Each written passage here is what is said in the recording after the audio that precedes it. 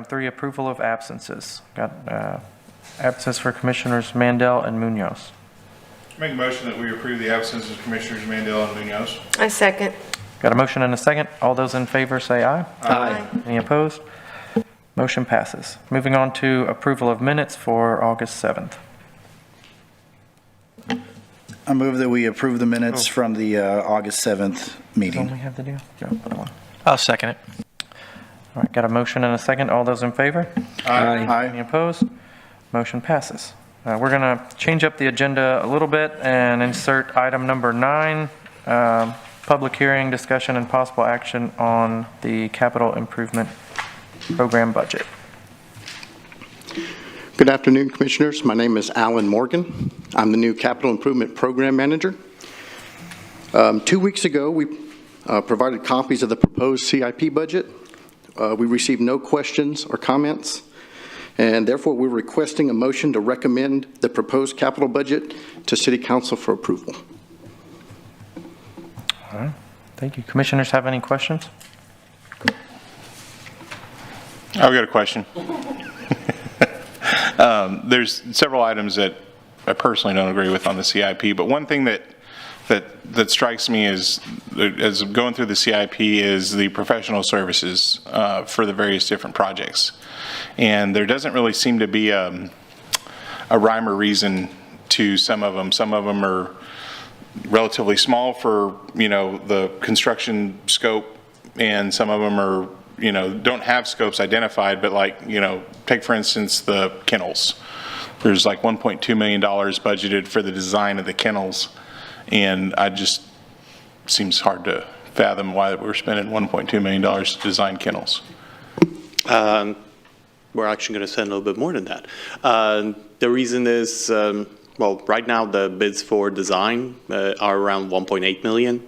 It's we're going to replace very large facilities. It's going to be 200 plus kennels. It's going to be air conditioning and things like that. So that's the bids we receive. So we go with the average, pricing that we have received for other projects. So we look at other facilities we have built, and we budget accordingly based on that, and OPCCs that we receive then for the construction.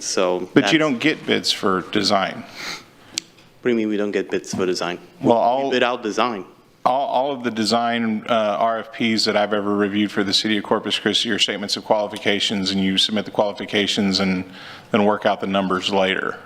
No, they submit the bid documents as to, we send out the scope, we bid out the scope of work that is required, and there is a bidding process for those projects. Chairman York, isn't there a state law against selecting design teams based on price? Isn't it all qualifications based? That I don't know.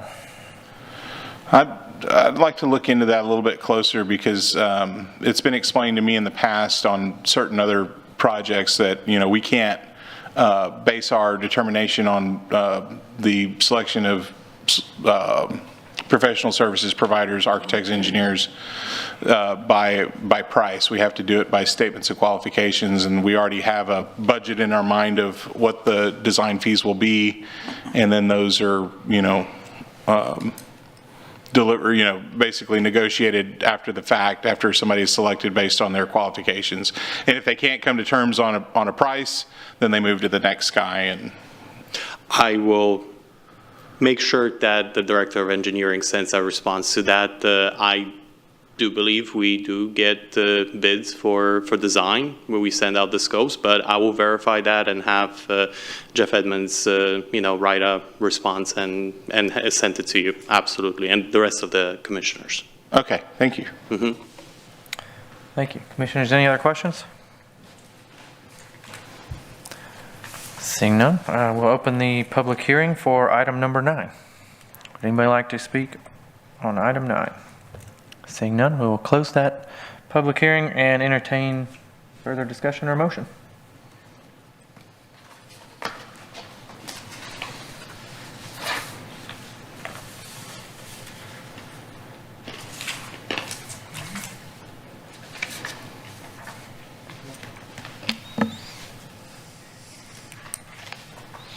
And that's why you stepped down? Make a motion to approve item 9. Second. All right, we got a motion and a second. All those in favor say aye. Aye. Aye. Any opposed? Aye. The ayes have it. Motion passes. Thank you. Thank you, Commissioners.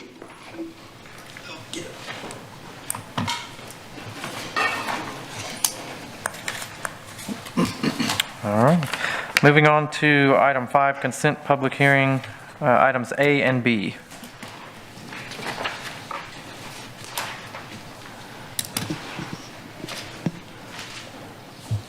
Good evening, Commissioners. Mark Orozco with Development Services, Planner 3. Going to be reading into record consent items A and B. Starting off with plats. Item number 2 is Lagunera Edge. It's a preliminary plat of 68.27 acres located south of Graham Road and east of Waldron Road. Item number 3, Padre Island, Corpus Christi, Mariners Cay, Unit 2A. Block 1, Lot 15A and 15B. This is a replat of 0.2 acres. It's located north of Commodore Drive and east of Cabana East Street. Item number 4, Gappy Ranch Subdivision Unit 1. It's a final plat of 11.276 acres located north of FM 43 and east of County Road 33. The plats are meeting the TRC comments and the Texas Local Government Code. Staff recommends approval on these items. Moving on to consent item B, time extensions. We have item 5, Kings Landing, Unit 8. It's a final plat of 13.6 acres. It is their first request for a 12-month time extension. This plat is located north of Lady Claudia Street and west of London Pirate Road.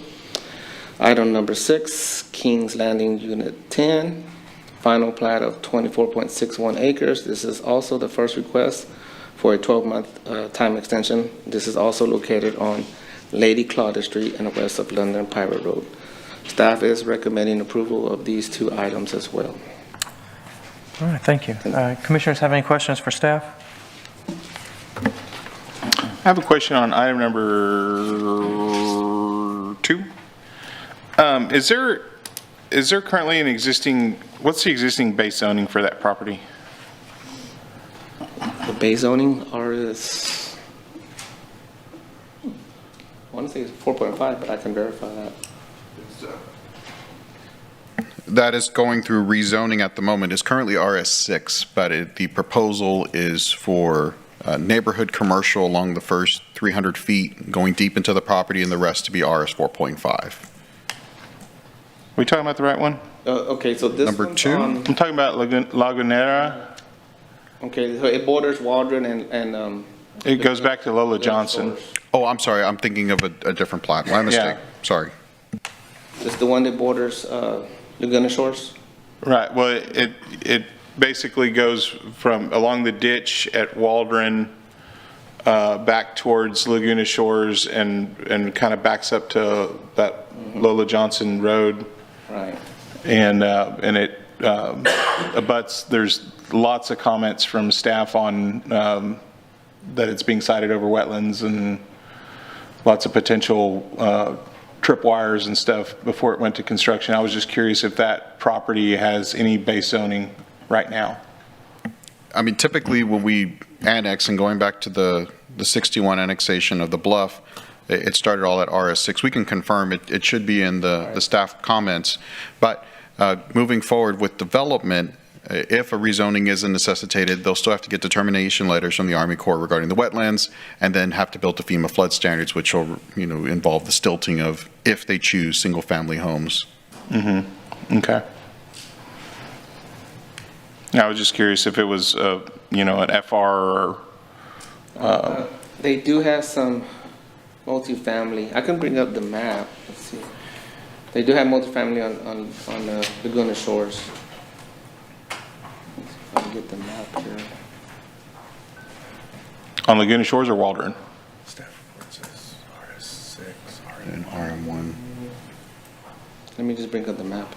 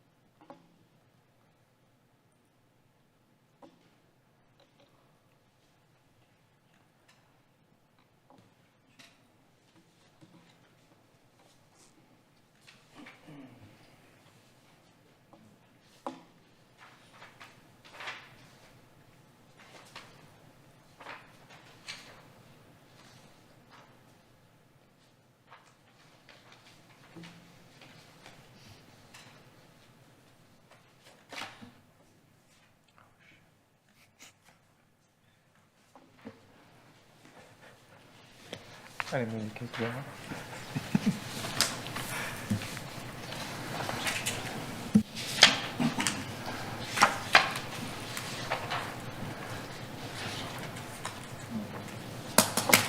Okay, RM1 along Virginia Shores Road, and everything up to Waldron Road should be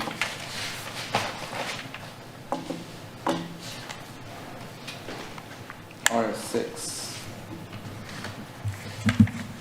So there's a boundary about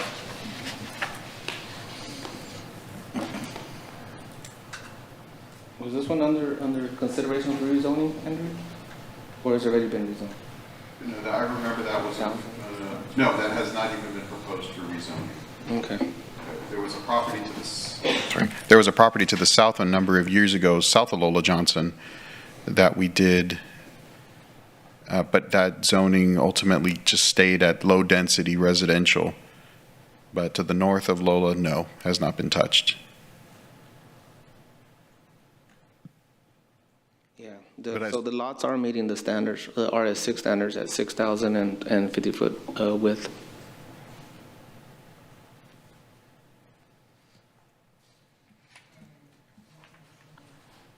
So this is a preliminary plat.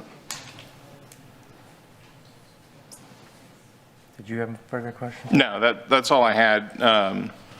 Just making sure, on these preliminaries, and I understand it's preliminary and it's still going to have to be rezoned, I guess, to. Right, so they'll still need to meet, at this stage, so if they choose not to rezone, the minimum 6,000 square feet for each lot, 50-foot width, the road network, all your utilities, but as you mentioned, seeing the other hurdles or obstacles they'd have to overcome, there may be a change of zoning to a higher density, but then we'll have to look at consistency with the future land use map, make sure they're not in a flight zone, all that fun stuff when it comes to Right. Flower Bluff. Yeah, and I don't think this is in the AQs, but I was just curious about that. Anyway, okay. All right. Commissioners, any other questions? Question. Go ahead. And I think Commissioner Miller's is kind of sparked my memory.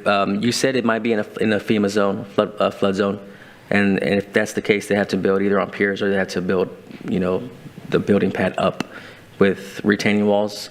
Is there something in the UDC that dictates how steep your driveway can be? Because I've seen some properties being built currently over in the La Voyola area, and they're building the properties up. They're infill lots, so they're super high compared to the neighboring properties, and the sidewalks. I mean, the driveways are just super steep. Is there something in the UDC that dictates how steep they can be? Not in the UDC, so the engineering department has, in the IDM standards for the sidewalks as it approaches the right-of-way, since that's city property, but not on the private side. So if folks want to have a steep driveway, there's nothing in the UDC that prevents them to do it. Of course, we don't recommend it because as you go along, you're going to have potentially people bottoming out when they back out of their driveway, which we've heard on other subdivisions, but our jurisdiction essentially stops at the sidewalk to maintain the 2% slope to meet ADA standards. Okay. Appreciate it. Any other questions? All right, we'll go ahead and open the public hearing for items 2 through 6. Seeing no public comment, close the public hearing. We're going to need 2 votes on this. Commissioner Hedrick's going to abstain from items 5 and 6, so let's, we get a motion for items 2, 3, and 4. I'll make a motion that we approve items 2, 3, and 4 as presented by staff. I second. All right, got a motion and second. All those in favor? Aye. Any opposed? Motion passes. Then Commissioner Hedrick's going to abstain and can entertain discussion or motion on 5 and 6. I make a motion that we pass items 5 and 6 according to staff's approval. Second. Got a motion and a second. All those in favor? Aye. All right. Motion passes. Moving on. So at this point, we are going to recess the Planning Commission and convene the Beach Dune Committee meeting.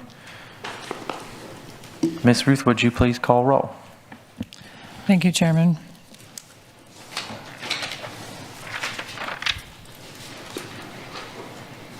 Chairman York, Here. Vice Chairman Salazar Garza, Here. Commissioner Mandela is absent, Commissioner Miller, Here. Commissioner Munoz. Here. Commissioner Hedrick. Here. Commissioner Button. Here. We have a quorum to conduct the meeting. All right.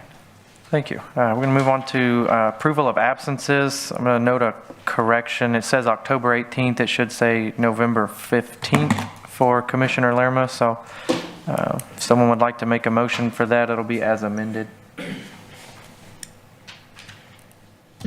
I move that we approve the absences for November 15th of Commissioner Lerma. I second. All right, got a motion and a second. All those in favor? Aye. Aye. All right, motion passes. Moving on to approval of minutes for the November 15th meeting. I make a motion that we approve the minutes of November 15. Second. All right, motion and second. All those in favor? Aye. All right, motion passes. Moving on to item number 7. Andrew? 8, I'm sorry, not to correct. So item number 8, if we can have the PowerPoint come up, please. All right, thank Oh, you. you're right, sorry. Item 8. This is case BD 8369. It is a request for a beachfront construction certificate. The reason it's coming before this body is it is within that zone that is requires an erosion response plan, and it's within that 300-foot of the mean high tide line. So what you see on the screen, this is the new Bob Hall Pier project located at Park Road 22, 15820 Park Road 22.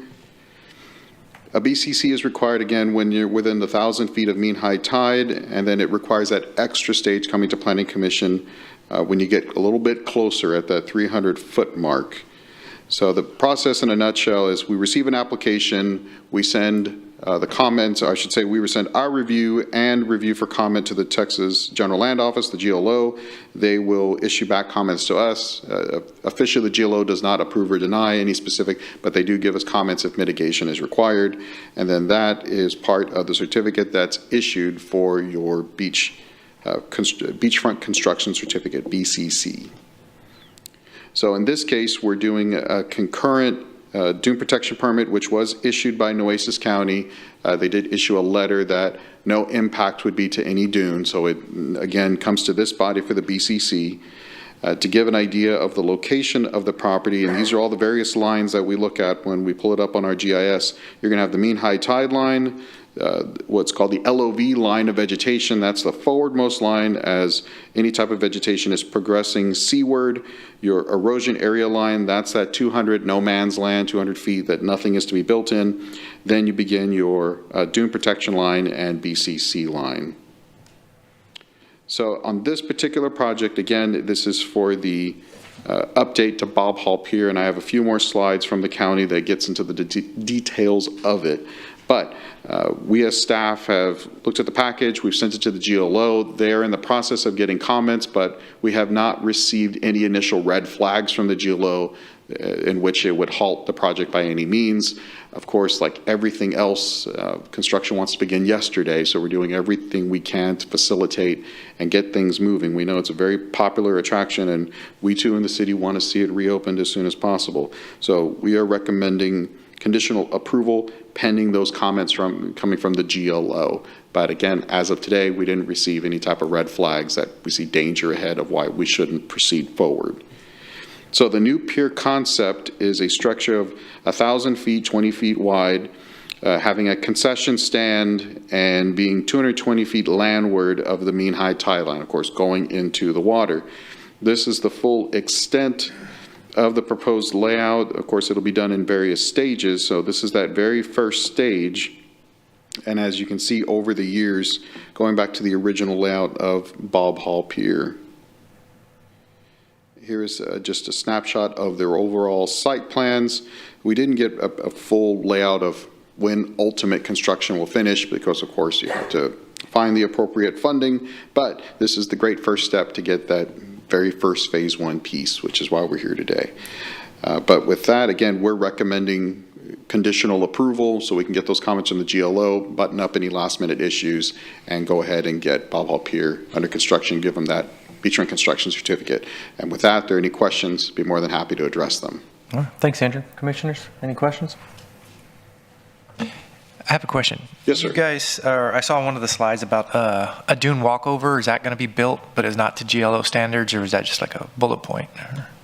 The bullet points, dune walkovers are another one of the type of projects that trigger a BCC. Oh, okay, that just- Because you have to meander your way. So every single condo, complex, or hotel that has a dune walkover has to get a dune protection permit and a beachfront construction certificate. Okay, but this is not going to have that, obviously. This is just the straight pier going out, so they've already passed the dunes. All right.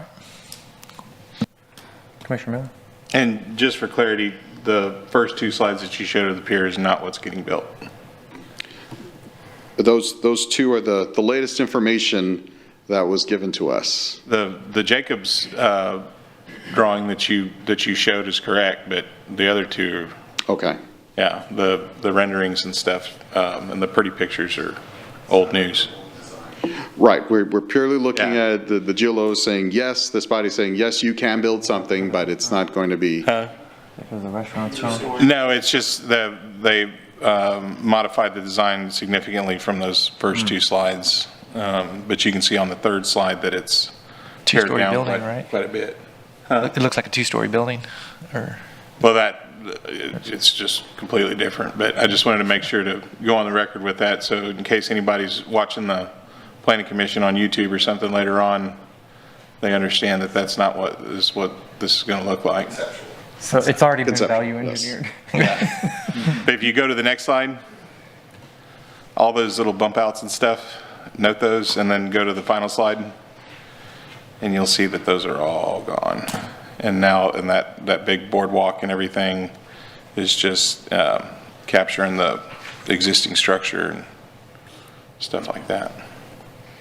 But that was just a little clarification. I appreciate it, sir. Thank you. You got it. Thank you. Any other questions? Is there a timeline between, getting the approvals from the GLO? I'm hoping To any get day it- now. We've any been day in now? constant contact to stay up to date. Okay, so I was just wondering, because We had a flurry of questions today to make sure how long would construction vehicles be on the beach to ensure that there's adequate public access. So both sides are ready to go. already almost in agreement. Yes, Great. we're right there. Okay, thank you. The GLO board, just so y'all know, meets sporadically.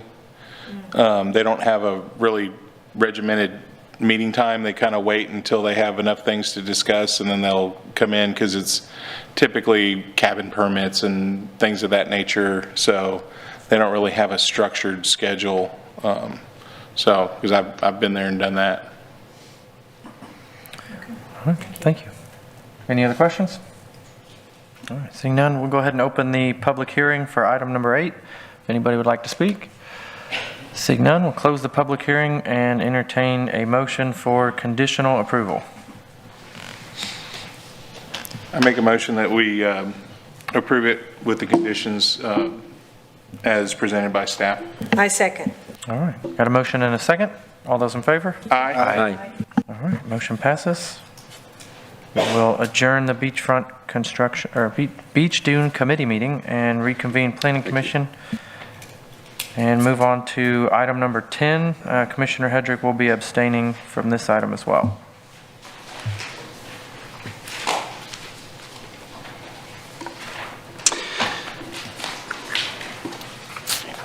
Good evening, Plan Commission members. My name is Eric Galt. I am a traffic engineer with the Public Works Department here at the City of Corpus Christi.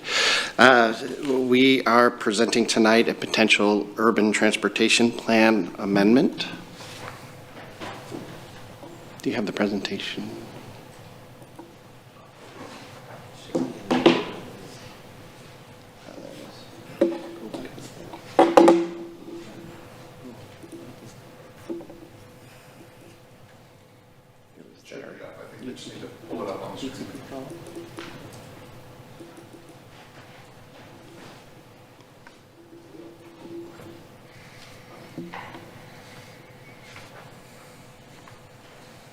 Okay. So tonight we're presenting the potential urban transportation plan amendment for Castle Black Road between Digger Lane and Lady Andrea Drive. The urban transportation plan is part of the comprehensive plan, and under our city policies, we're allowed to modify or amend the urban transportation plan by modifying or deleting proposed routes under a proposed alignment that is no longer needed for public use. An application is provided and reviewed by a traffic engineer. This request that we're looking at is to alter the current plan. With regards to Castle Black Road, an urban transportation plan amendment application was provided to us by MPM Development, Inc. We had a pre-application meeting per the policy on April 4th. The official application was presented to the city on May 20th. This includes a removal of a section of Castle Black Road, which is currently designated as a C3 collector, from the urban transportation plan due to constructible viability and limited access due to county development. It was determined that the closure would have a nominal impact on traffic mobility, and no internal or external agencies provided any comments. The subject area is located west of SH 286, also known as the Crosstown Expressway. It is north of the State Highway 43, also known as Weber Road, and then east of FM 763. The bubble area in this is the location that we are considering. The proposed transportation amendment is to remove the yellow portion of the urban transportation plan. This area is in the back of the King's Landing development. Part of Castle Black has been built up to as a collector into their subdivision. The portion to the north of the line is shown as actually a county development, and then where it would actually tie in is also a county development. What is difficult to see is there's a significant drainage element that is under part of this that would make this an expensive road to complete and would have nominal benefit to the traveling public in this area. This is the current site development that's out there, and I know we've had a couple of items tonight on King's Landing. I believe 8 was asked for time extension. The area with the blue circle is the area that is being removed. Most of the orange area in this section is being built up to approximately where the cursor is in that area.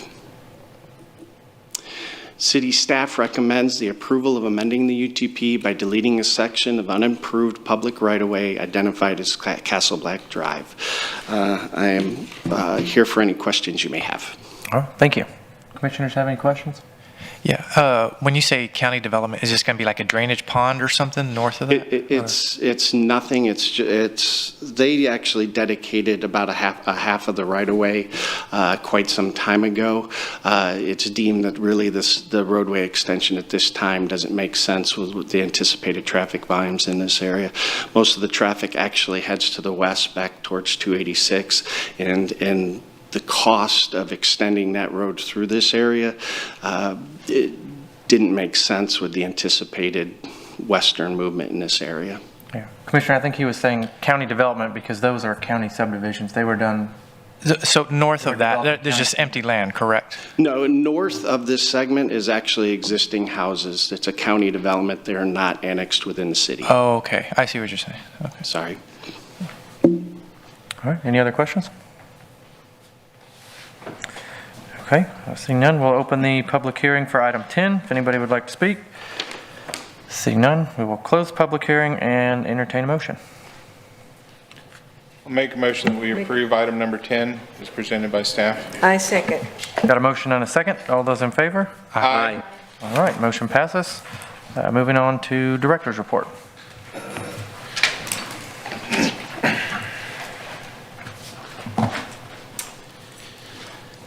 Good evening, Commissioners. I'm going to feel like stat boy here from, pardon the interruption, but What you had asked earlier about driveway slope is not in the UDC. I'm sorry, Mike. Mr. Munoz.